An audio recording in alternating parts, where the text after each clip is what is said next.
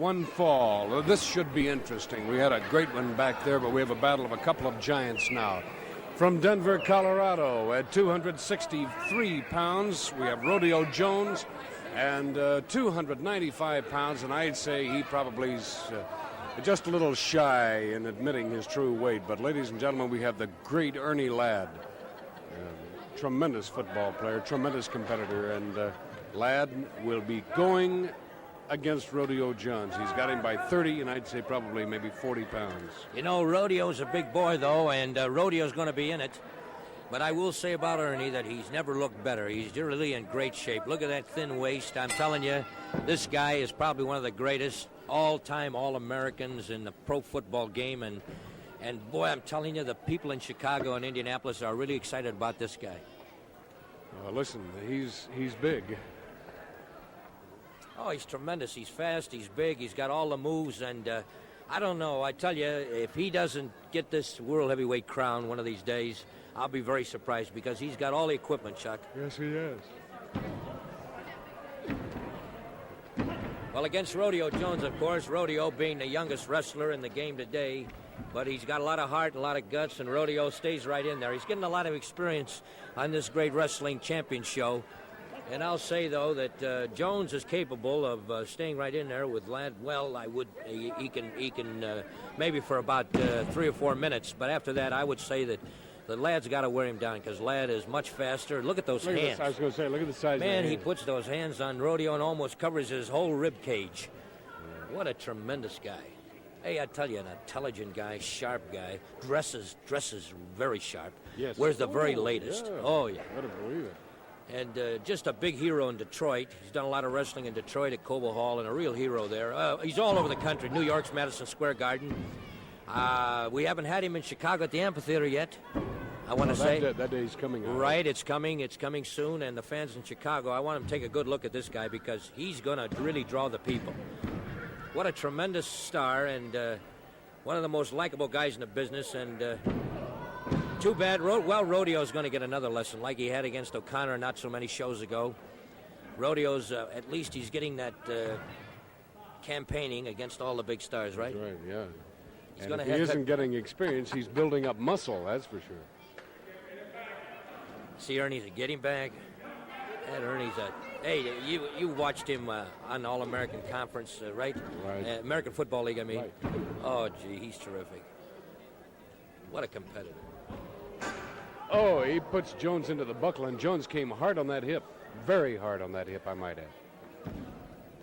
You know, we've had some big people in Chicago. We've had Bearcat Wright. We've had Bobo Brazil. Of course, Bobo and he'd be great partners. But I think that this probably is going to be one of the greatest Negro stars ever to come to Chicago when he gets in there. Because he's got the youth on his side. Oh, the fans are going to love him, Chuck. There's a figure 4 around the neck by Ernie Ladd.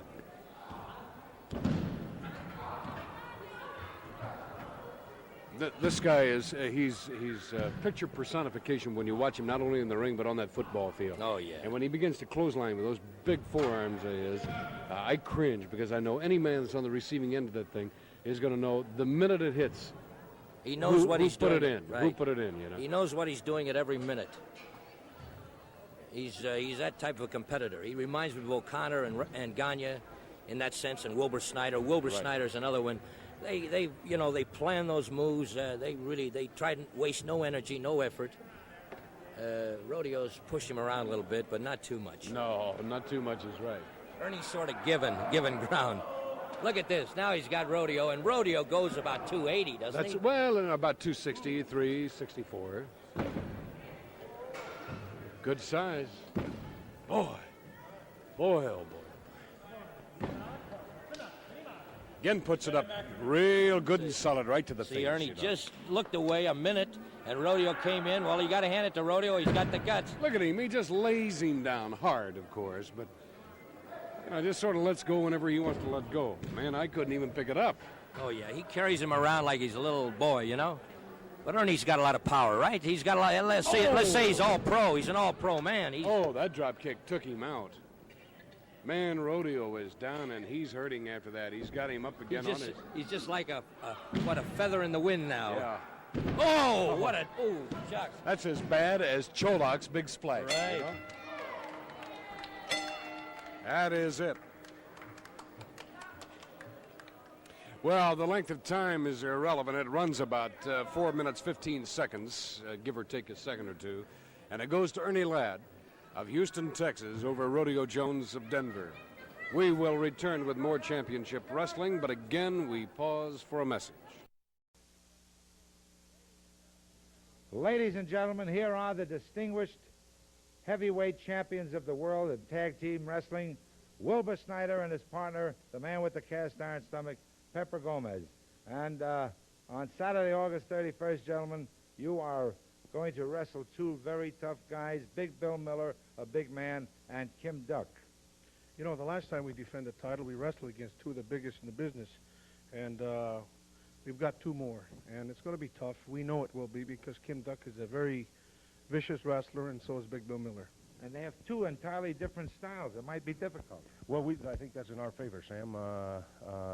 Just two of the big men, but they certainly are different in style, as you said, and different in personality.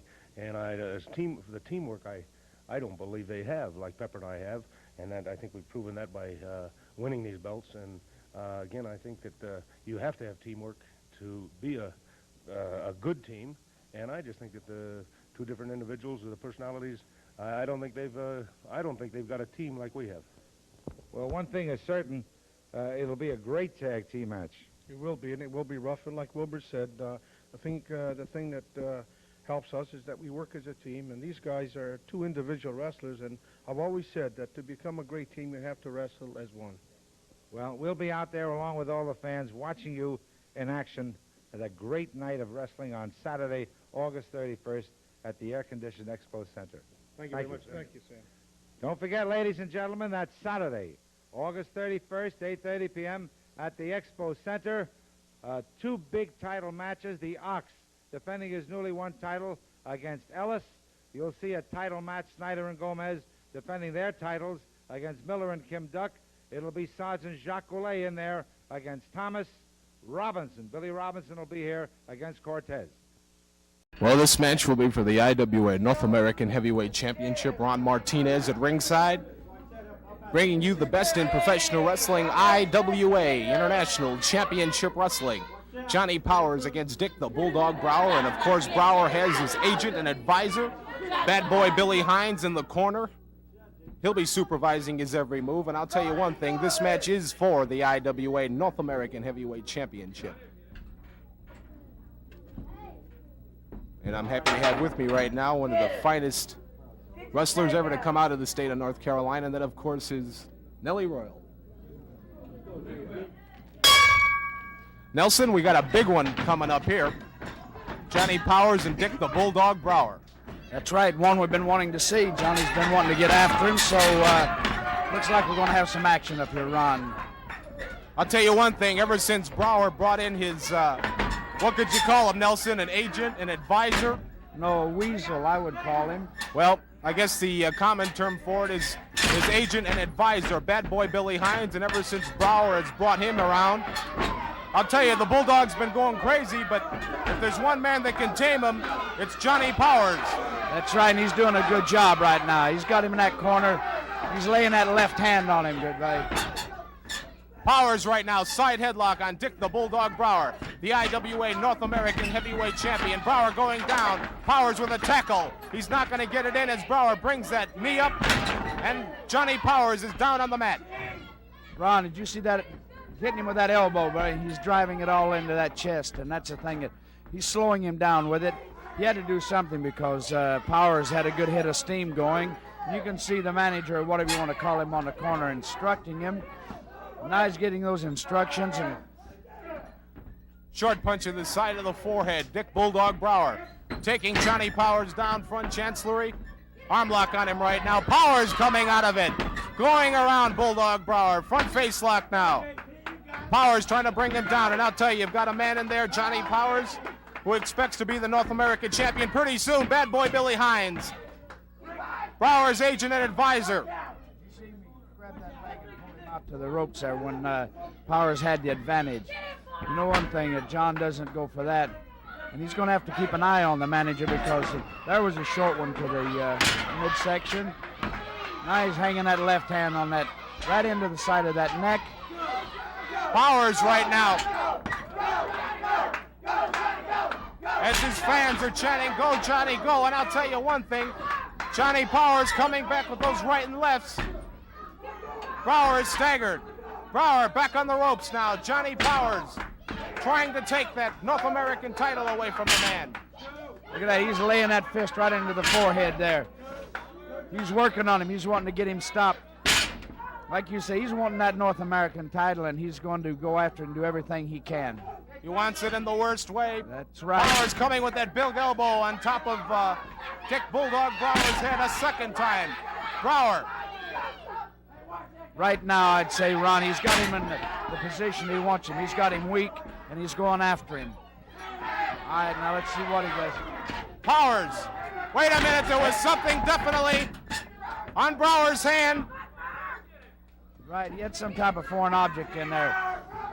Apparently he got it from the manager in the corner now, or advisor, whatever you want to call him.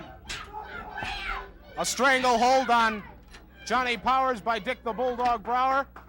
And Brower, I believe, has just slipped something to his manager, Bad Boy Hines. Powers coming back with that big right hand.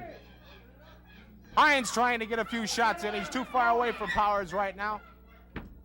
That big one, and Powers levels Bulldog Brower. Brower's down on the mat right now. Ron, he's got him right down to where he wants him now. All he's got to do is finishing him off, and he's certainly trying. All right.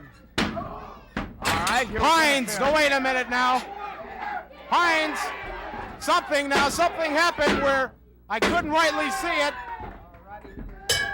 But I'll tell you one thing, Billy Hines did something there, and Johnny Powers was defeated by the North American champion, Dick the Bulldog